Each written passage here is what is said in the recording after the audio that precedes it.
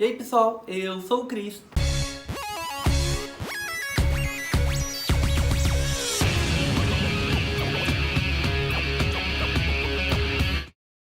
Há um tempo atrás eu gravei um vídeo sobre 3 séries de comédia que eu estava indicando. E faz bastante tempo, eu gosto de gravar esse conteúdo, só que eu levo um tempinho pra escrever o roteiro, pra conseguir formular, pra poder falar sem dar spoiler, sem falar demais, eu levo um pouquinho de tempo pra elaborar. E por causa disso eu ainda não tinha feito outro. E dessa vez eu trouxe 3 filmes LGBT, 3 filmes gays pra indicar pra vocês. Então vamos lá! O primeiro que eu vou indicar é um filme que eu gosto muito, eu sempre indico pros meus amigos, e se chama Holding the Man. Esse filme tem na Netflix, ele conta a história de Timothy Congreve. Ele é um escritor australiano, é um filme australiano, é um filme de 2015. Ele é baseado no livro de memórias desse escritor, que é o Timothy. O filme, por meio de flashbacks, ele vai contando a história do Timothy e do seu parceiro, que era o John, de uma forma bem esmiuçada. O filme se passa da década de 70 a 90 e ele vai contando a história dos dois, inclusive o envolvimento com a questão da AIDS, a pandemia de AIDS que existia na época. Então começa com eles na fase do colegial, se conhecendo, se descobrindo, toda uma questão homofóbica em razão do colégio que eles estudavam, que era um colégio bem católico. Começa com eles se descobrindo, se conhecendo. O Tim, que é o Timothy, né, ele é interpretado pelo Ryan Corr. E o John, ele é interpretado pelo... Deus, esqueci. O John é interpretado pelo Craig Matthew.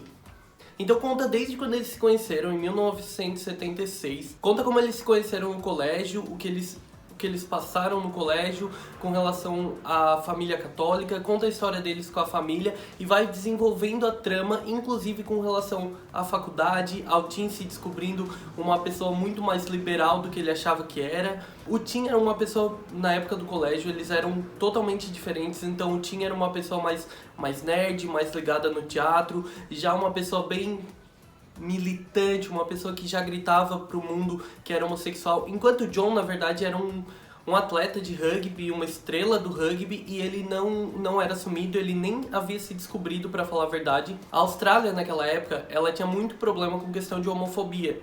Tava longe de ser o país desenvolvido que ele é hoje.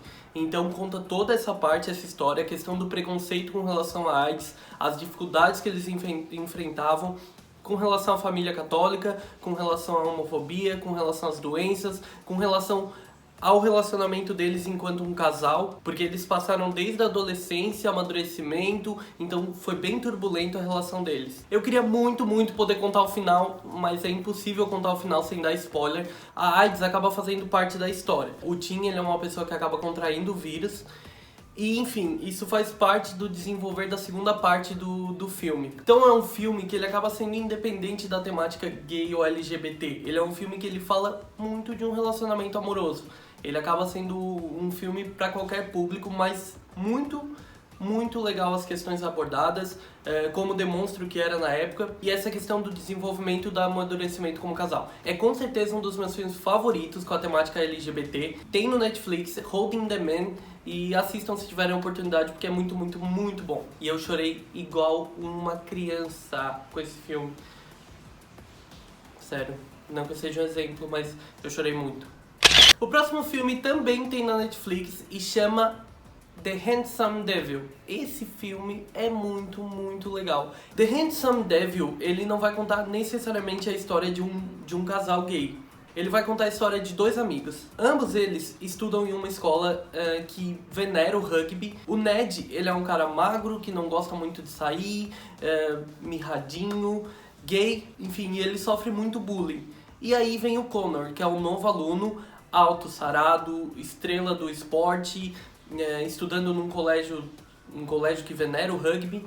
Os dois são totalmente opostos, e aí acaba que eles são obrigados a dividirem o quarto. Nisso, o Ned é o primeiro que rejeita essa ideia, por uma questão de já presumir que o Connor, por ser jogador, por ser esse estereótipo, ele seria uma pessoa agressiva, uma pessoa ruim, mas eles começam a conversar e eles veem que tem muito em comum. E nisso a história vai se desenvolvendo. Então o Ned é o gay rejeitado que não gosta de rugby, que sofre muito bullying, e o Connor é o as do esporte, o padrão que todo mundo gosta, que todo mundo e é o padrão de masculino, que geralmente é quem nessas histórias faz o bullying. No filme, a dificuldade de relação deles é tanta que o Ned, se eu não me engano, inclusive em determinada cena, literalmente ele constrói uma barreira para os dois não se toparem, cada um ficarem do seu lado e para manterem completa distância.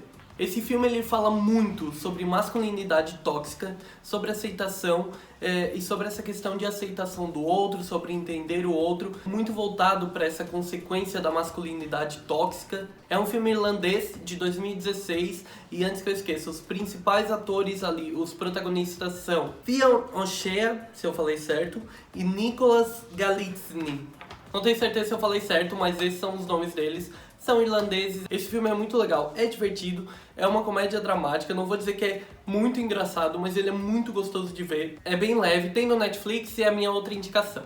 O último filme, eu tenho certeza que muitos meninos gays, inclusive, e pessoas da comunidade LGBT, se não viram, deveriam ver, porque muitos vão se identificar. O último filme, antes que eu esqueça de falar o nome, é Prayers for Bob. É de 2009, é um filme norte-americano. Ele é baseado num livro que o nome é Prayers for Bob, A Mother's Coming to Terms with the Suicide of Her Gay Son. E talvez não bote essa parte. Prayers for Bob é baseado num livro e ele conta a história real de Bob, que era um menino de 15 anos, se eu não me engano, e a história dele se descobrindo gay, contando pra sua família que era gay, e o fanatismo religioso da sua mãe. Os protagonistas do filme são Ryan Cayley, que é o Bob, e Sigourney Weaver.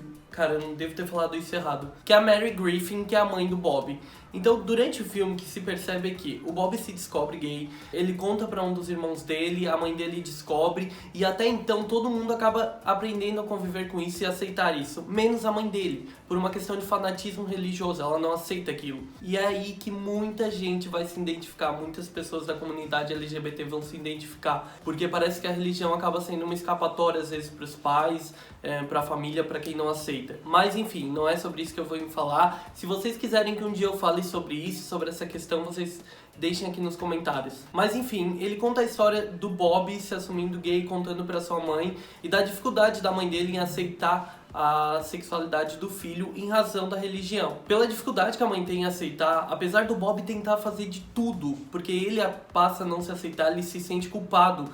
Ele tenta fazer de tudo pra mudar isso, ele faz tudo que a mãe dele pede, vai em todo lugar que a mãe dele pede pra tentar mudar isso, até determinado momento que ele entende que essa não é a questão e que ele aprende. Ele chega a sair de casa pra viver sozinho. Em razão de toda essa obsessão da mãe, que eu não quero ficar repetindo fanatismo religioso, mas é um fanatismo religioso, ele em determinado momento morre.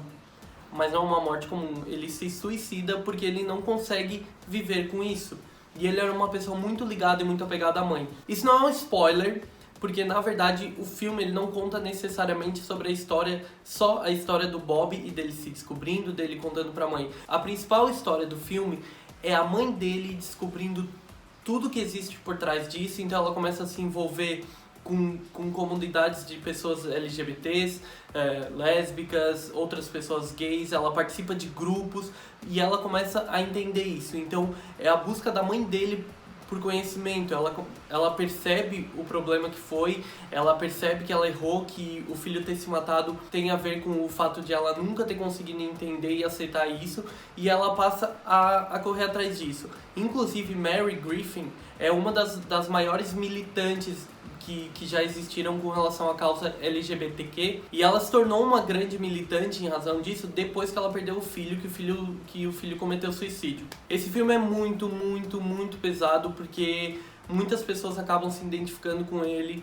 Quem não se identifica, o filme de fato é um filme que traz uma emoção, traz muita emoção, traz muita história, às vezes não se identifica necessariamente com a questão homossexual, mas tem muita coisa por trás ali de aceitação, de entendimento, de perder um familiar por causa disso. Esse filme eu não sei em que plataforma de streaming vai ter, não tem Netflix, não tem no Prime, não tem na Globoplay, eu já procurei, mas enfim, deve ter na internet, deve ter em algum lugar para alugar, deve ter no YouTube, mas assistam.